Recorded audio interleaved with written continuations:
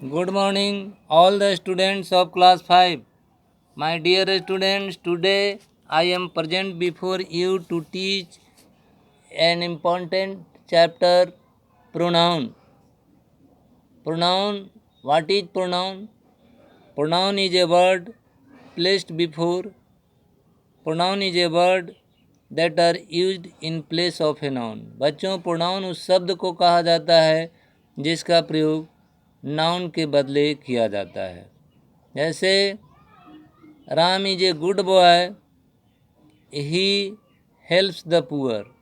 यहाँ पर ही जो बच्चों आया है वह राम के लिए ही आया है कि राम एक अच्छा लड़का है और वह गरीबों की मदद करता है। तो हम जो है आज प्रोनाउन के जो वैसे तो 10 काइंड्स हैं बच्चों, लेकिन आप लोगों को सिर्फ और सिर्फ 7 काइंड्स ही पढ़ना है। तो पहला है आपका personal pronoun. Take care here. Personal pronoun, personal pronoun किसे कहते हैं? तो पर्सनल प्रोनाउन कहा जाता है I, we, you, they, he, she, it इत्यादि को पर्सनल प्रोनाउन कहते हैं। एक चीज़ यहाँ पर आप जानिए कि पर्सनल प्रोनाउन के पर्सन भी होते हैं, यानी पर्सनल प्रोनाउन 3 भागों में विभाजित किया जाता है। पहला फर्स्ट पर्सन, दूसरा सेकंड पर्सन और तीसरा थर्ड पर्सन। तो first person when the speaker speaks about himself, जब स्पीकर स्वयं खुद बोलता है, when the speaker speaks about himself is called first person. जैसे he writes, he, I, me, mine, I, me, mine, our, we, us, ये सब जो example हैं, ही को मत रखिएगा। I, me, my, mine, our, we, us, ये सब आपका फर्स्ट पर्सन के एग्जाम्पल हुए। दूसरा हुआ second person, when the speaker speaks about the person he is speaking to, जब स्पीकर किसी व्यक्ति के बारे में कहता है जो वह कह रहा है। When the speaker speaks about the person he is speaking two is called second person. इसमें मुख्य रूप से यू, योर इत्यादि शब्द आते हैं। Third person, when the speaker speaks about a person और थिंग नॉट प्रेजेंट, और थर्ड पर्सन उसको कहते हैं जब कोई स्पीकर किसी व्यक्ति के या वस्तु के बारे में बोलता है जो वहाँ पर उपस्थित नहीं होता है। That is he are called third person. इसमें मुख्य रूप से he, she, it, they, him, her, them, his, their, its इत्यादि आते हैं। When the speaker speaks about himself is called first person. When the speaker speaks about the person he is speaking to is called second person. When the speaker speaks about a person or thing that things not present, बोल रहे हैं लेकिन वह उपस्थित नहीं है, इसको third person कहते हैं। तो इस तरह से आप पर्सनल प्रोनाउन के बारे में जानें कि किसको फर्स्ट पर्सन है, कौन सेकंड पर्सन है और कौन थर्ड पर्सन है। नेक्स्ट जो है हम चर्चा करने जा रहे हैं आप लोग को सीधे रिफ्लेक्सिव प्रोनाउन पर। रिफ्लेक्सिव प्रोनाउन किसे कहते हैं, जरा इस पर एक नज़र देख लें। ये रिफ्लेक्सिव प्रोनाउन रेफर्स टू और reflects upon the subject of the sentence. ये रिफ्लेक्सिव प्रोनाउन जो है वह रिफ्लेक्ट करता है, प्रतिबिंबित करता है सब्जेक्ट को जो वाक्य में होता है। It always take the place of an object to the verb and affects the subject itself.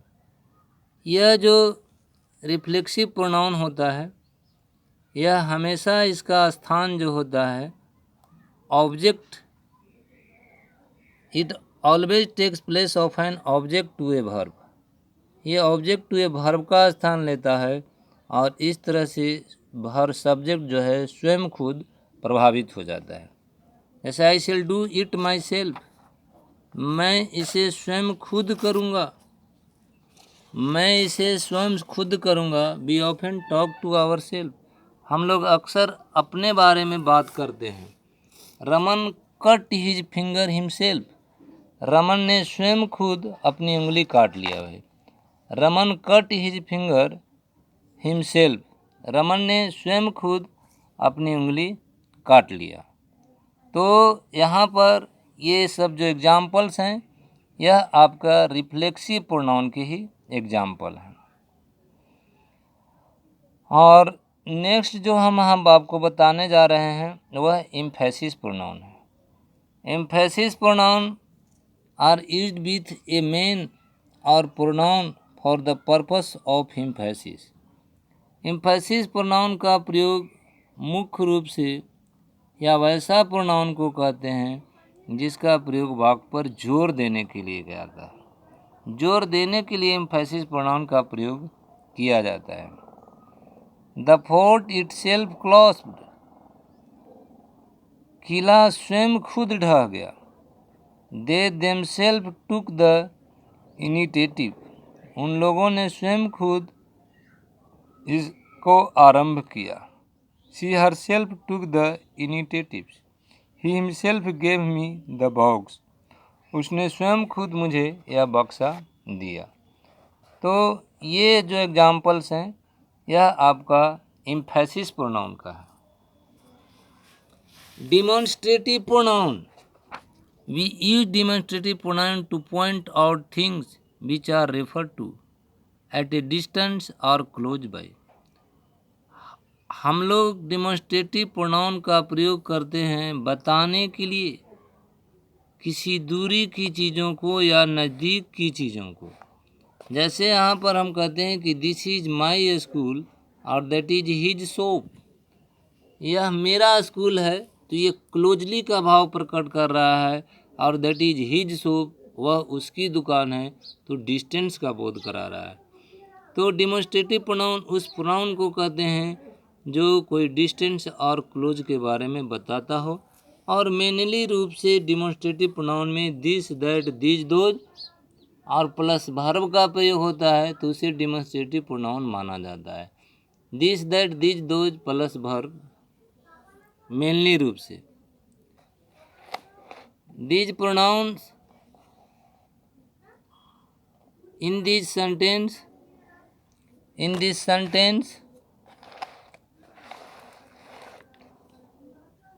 In this sentence, the word this, that, these, that, and those have been used as the demonstrative pronoun. इस वाक्य में this, these, that, those का प्रयोग एक demonstrative pronoun के रूप में किया गया है। और नेक्स्ट जो है उसको हम लोग क्रिएट करके देख लेंगे। इंट्रोगेटिव प्रोनाउन है, जैसा कि आप लोग देख रहे होंगे। Interrogative pronoun, what is interrogative pronoun? Interrogative pronoun are those pronouns used to ask question and are usually placed before a verb.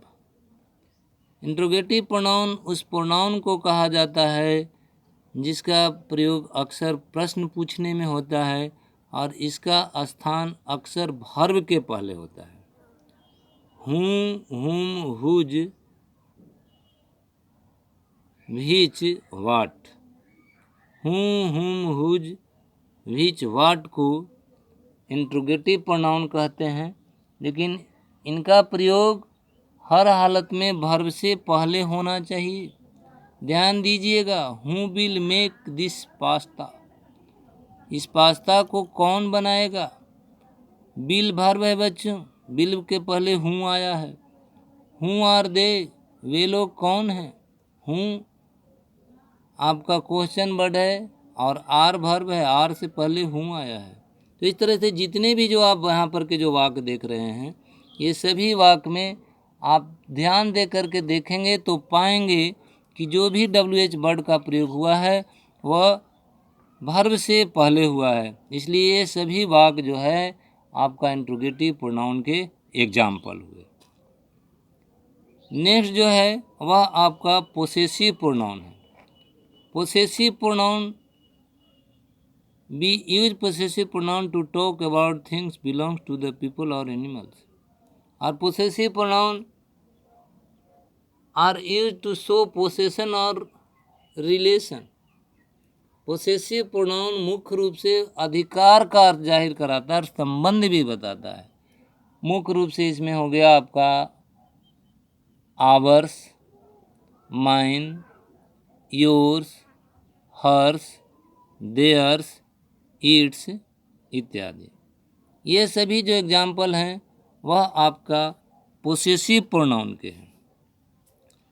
Next है रिसिप्रोकल प्रोनाउन। रिसिप्रोकल प्रोनाउन किसे कहते हैं? It is your last thing, last item. What is reciprocal pronoun? जरा से यहाँ पर देख लेंगे।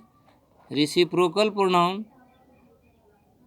Tales us that each person in group is doing the same things to the other person और पर्सन। बताता है कि प्रत्येक पर्सन जो एक ग्रुप में है एक ही चीज़ को कर रहे हैं टू द अदर पर्सन और पर्सन, जो दूसरे पर्सन या पर्सन्स कर रहे हैं। जैसे Ravi and Manisha sit next to each other. Ravi और मनीषा बैठे हुए हैं एक दूसरे के आगे में।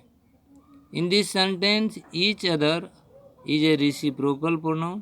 तो ईच अदर और वन अनदर जो को रिसिप्रोकल प्रोनाउन कहा जाता है।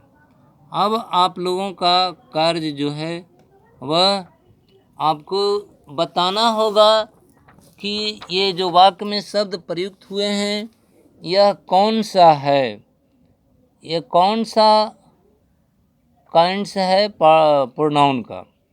लेकिन समय आने पर हम इस पर चर्चा करेंगे और आज के लिए इतना ही। Thank you.